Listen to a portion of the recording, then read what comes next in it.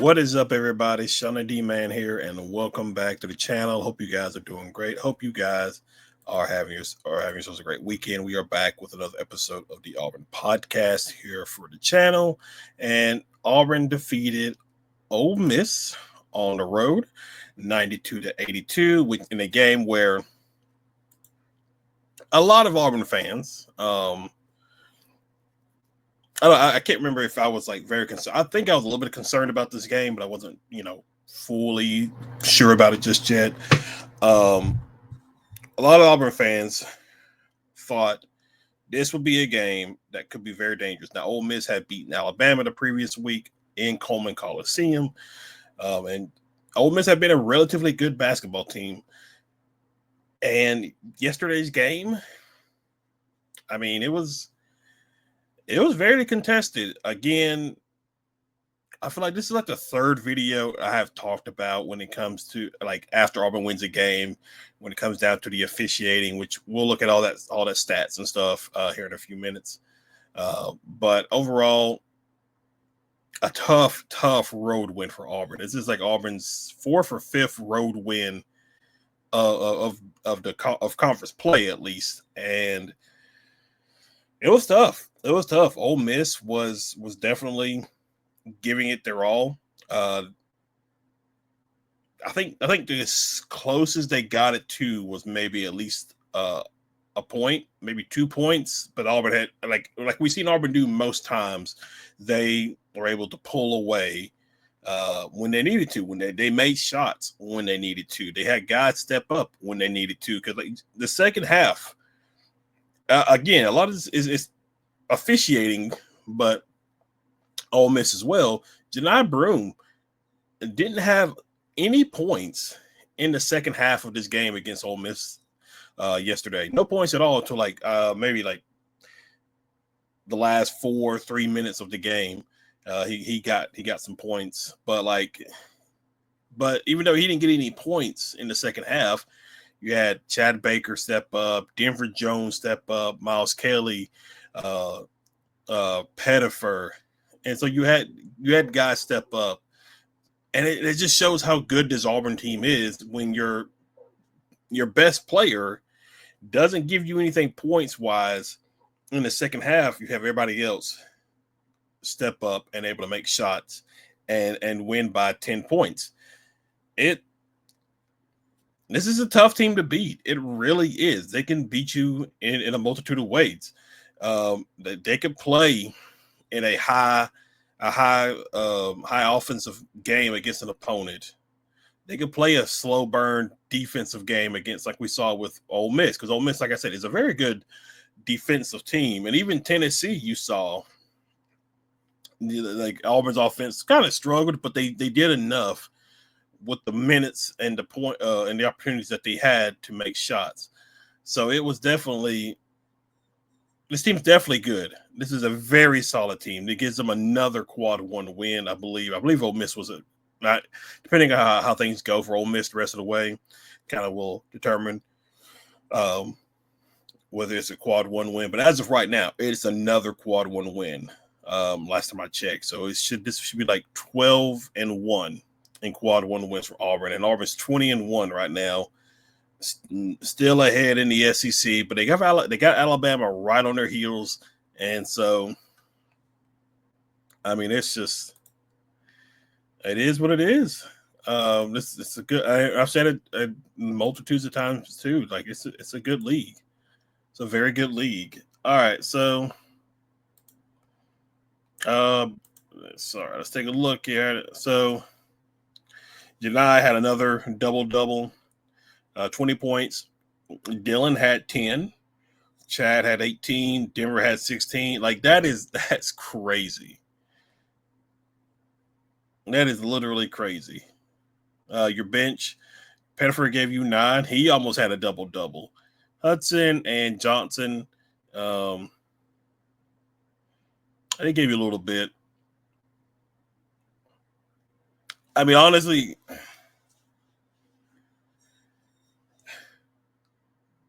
because the thing is with Chris Moore and Jaheim Hudson, they're not really going to give you much offensively.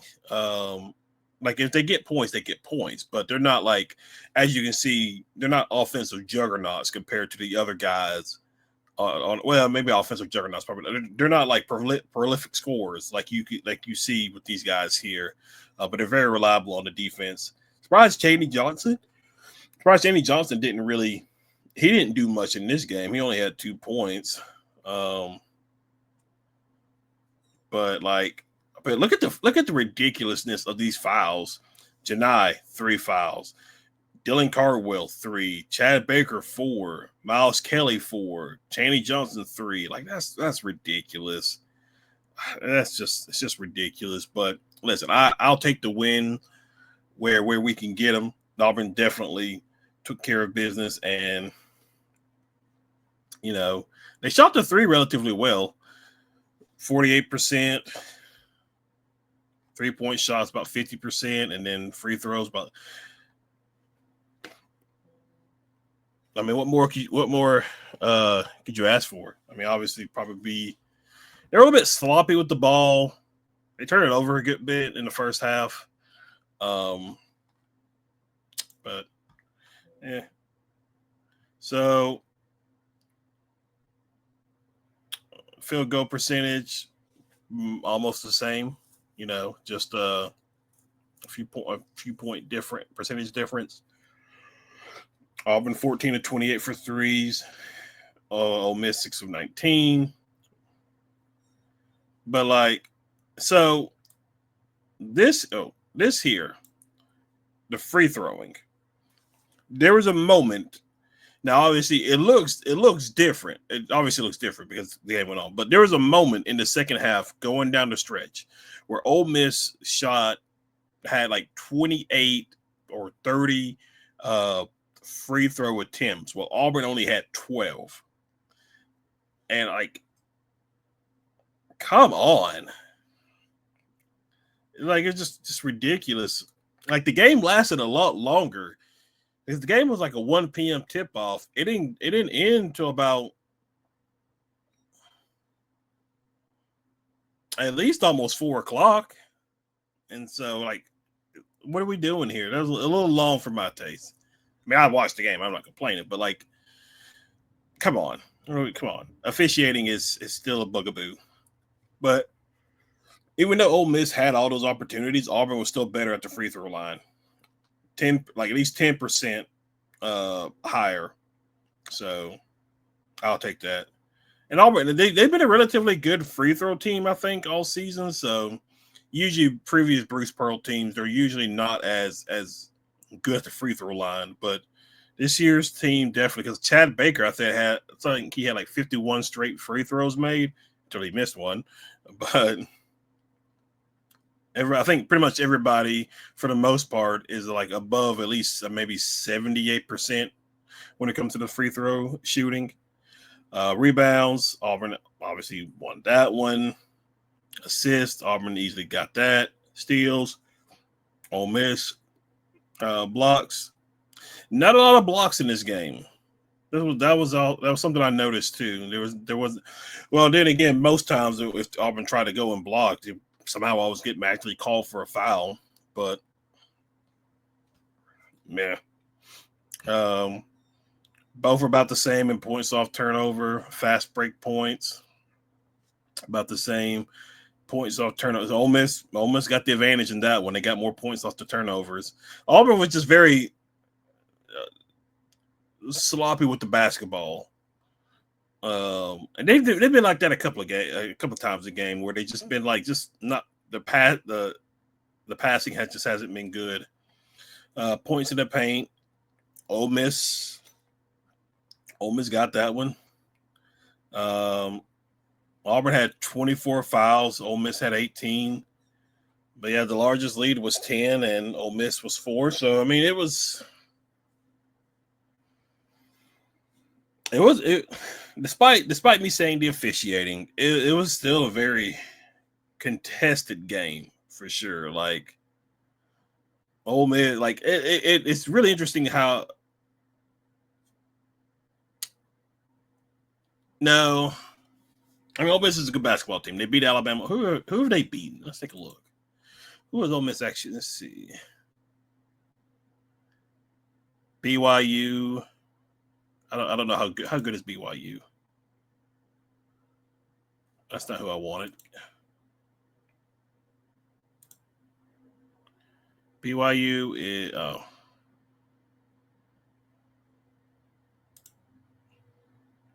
they are 15-6. So you could probably say it's not a bad team. They lost to Purdue, which Auburn beat. They beat Louisville, so that's actually a pretty good feather in their cap, honestly, because Louisville's 16-6, so they're probably in the running to make the tournament. Memphis. Then we get an SEC play. Pretty much handed everybody that they were supposed to.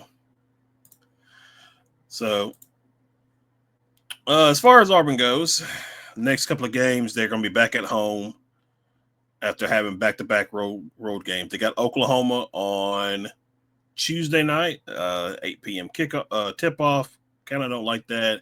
And then Saturday, they got Florida coming to town. And then, listen, we are inching close to that game in Tuscaloosa. We are getting close to it. I mean, if both teams stay the way they are and they keep winning the games the way they are, I would not be surprised if college game day is there. It's like even if Auburn loses the game, both will just be tied for first place in the SEC with another game that close out the season in Neville Arena. So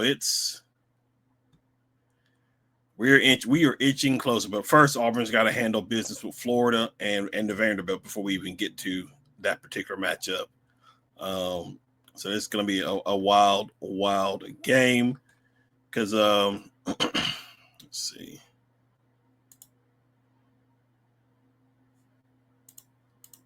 As far as standing wise goes, as of right now, there's some teams playing right now, but as of right now, Auburn's definitely in the lead. Alabama's a half game behind in Missouri. Then there's a little bit of a gap. There's like a two-ish, three-ish gap between everybody else. So right now, Alabama and Auburn are the top tier teams in the league right now. Both these teams are probably going to be the number 1 and number 2 seeds in the NCAA tournament. Alabama's projected to be a 2 seed in the NCAA tournament. So, I mean, it's SEC's tough. It's tough league. We'll just see how things go down the stretch for these next couple of games. I mean, we got Florida. We got Vanderbilt.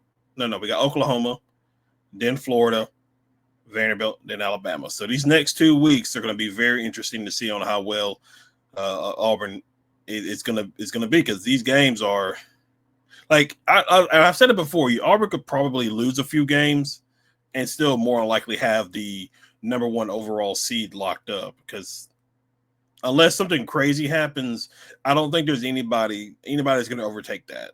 They're just not. It doesn't make sense for that to happen.